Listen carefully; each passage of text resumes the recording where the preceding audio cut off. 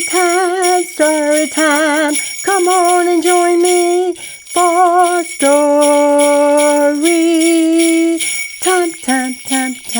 time. Paul Laurence Dunbar, the love of my life. I was first introduced to poetry of Paul Laurence Dunbar, I believe, when I was in the 5th grade at Eastside Elementary School in Sonoy, Georgia. Once each month, we would have a school-wide assembly program, when the elementary kids from the lower level of the school would sit on the left side of the auditorium, and the middle school students from the upper level of the school would sit on the right side of the auditorium. I'm not sure which group was responsible for the program performed that day, but my best childhood friend and my first cousin recited this poem, In the Morning, by Paul Laurence Dunbar, in broken dialect. I was in love. I had never heard anything so beautiful in my life. Dunbar had captured perfectly the natural poetry, music, and warmth of Black dialect. At that moment, even though I didn't know it at the time, my life was forever changed. I knew in my heart that if there was ever anything that I wanted to do in my life, it was to read a poem like that. Well, life goes on, and the next encounter I had with Paul Laurence Dunbar's poem, In the Morning, was my summer of my 10th grade year at the same school in Sonoy, Georgia. By then, I was attending Central High School in Newnan, Georgia.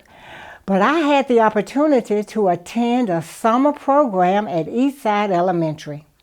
Some teachers had written a grant to have the Eastside Elementary Library open for 4 weeks in the summer. In my small town, there was no library that I could visit, or if there was, I had no way to get there. The buses ran as usual, as they did during the regular school year. My mother gave me the option of going to the library from 8 a.m. to 12 p.m. for 4 weeks, or going to the peach orchard to pick peaches for the summer. You must know me quite well, because I chose to go to the library and read every day.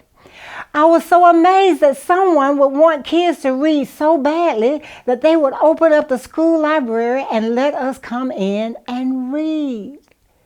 I was so excited. On the first day of the project, I asked the librarian, what were we supposed to do? And she just smiled and said, read. I said, read what? And she said, anything you want to read. Man, I was like a kid in a candy store. I didn't even realize that I liked reading. I just went from book to book to book, reading like a maniac. Then it happened. I found the poem, In the Morning, again. I even memorized the poem this time. I must tell you, that summer experience changed my life in another way. When I started my 11th grade year in the fall, I became an A student.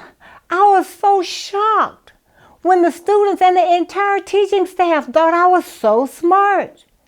I was exempt from exams, like the smart kids, because my daily average was so high. I never planned to go to college because my parents were so poor and my grades were so average that the thought of college never entered my mind. But the teachers and counselors just don't know when to give up, so they stayed on me about taking something called the SAT. When I scored better than average, they insisted on finding me college scholarships. Well, the long and short of the story is that I did go to college and graduated from Georgia State University in 1976. I was the first person in my family to attend college. It looks like time and Paul Laurence Dunbar were not finished with me yet. I married and had 2 sons. When my second son was in the 4th grade, he stayed in timeout a lot. I asked his teacher, what could I do to help him become a better student? And she said, students always do better when their parents volunteer in school. I said, I don't know anything that I can do in a school, but I would be glad to volunteer. She asked me, what do you enjoy doing? I said, I enjoy reading to my children. She suggested that I should volunteer to read to her class, which was my son's class, and so I did. Now comes the challenge of what to read. I found some books in the library on Uncle Remus Folktales by Julius Lester. Each week I read these entertaining stories to my son's class. As I searched high and low for materials to read, guess who popped up? Ha! You guessed it, Paul Laurence Dunbar, In the Morning. Eventually, the other teachers in the school would ask me to read to their class. Once a week, I would arrive at school and read to all the classes from 8 a.m. until time for school to end. Each time I read to a class, I would recite Paul Laurence Dunbar's In the Morning and follow it with Brer Rabbit folk tales. Later, I added Shel Silverstein's poetry to the mix. Before leaving this part of my story, I must tell you about the PTA meeting at this school. I was asked to recite a poem. Naturally, I chose Paul Laurence Dunbar's In the Morning. As I began to recite the poem, I was shocked. The entire kindergarten class joined in. The parents and teachers were shocked. To our surprise, the entire kindergarten class has learned the poems from memory. One day, one of the teachers told me that I could get paid to do what I was doing, which was reading stories. So I approached Miss Virginia Meldrum, who was the owner of the Owls Tree Bookstore and the coordinator of the Mableton Storytelling Festival in Mableton, Georgia. I told her I was interested in becoming a storyteller. She asked me to audition. I picked up my books and began to read just like I did in the classes each week. She said, I might pay you to tell a story, but no one's going to pay you to read a story. I politely put the book down and told the story of Brer Rabbit and the Tar Baby. This was the beginning of my career as a professional storyteller, because in 1993 she paid me the grand sum of $25 to tell stories at her bookstore each week for 30 minutes. After that, each storytelling session that I did for the next 10 years began with Paul Laurence Dunbar's In the Morning. The audiences loved the performance and the poem. I was invited to tell stories at the Mableton Storytelling Festival, and I have been telling stories at the Mabel House and all over the southeastern United States since 1993. In 1999, because I was a storyteller at the Mabel House, I was asked to write a story about one of the slaves buried in the Mabel House Cemetery, alongside the master's family. This was quite uncommon during the days of slavery for a slave to be buried with the master's family. The slave's name was Celia Mabel. In writing this story, I used Paul Laurence Dunbar's poem In the Morning as a guide to translate the story from English into the dialect. Paul Laurence Dunbar, what a man! Who knew that this man's writing would change my life forever? Here I am at 70 years old, and I'm falling in love with him all over again. I have video recordings of some of his poems in my Stories by Josie virtual series. June 11th, 2022 is his 150th birthday celebration. What a man, what a man, what a man, what a mighty, mighty good man. Even though he has some great writings that are written in the standard English, his dialect just takes me to a place where I love to be with my love.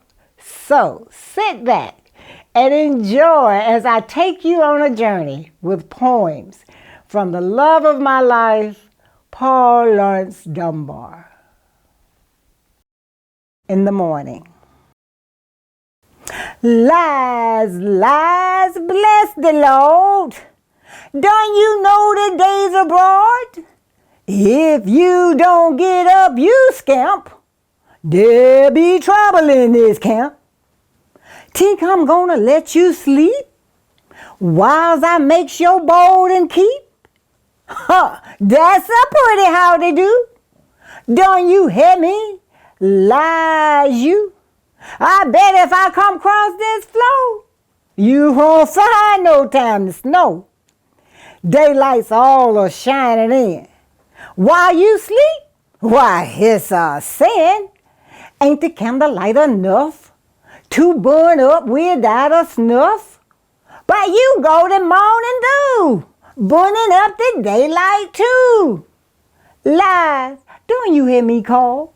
No use turning to this wall. I can hear that matter squeak.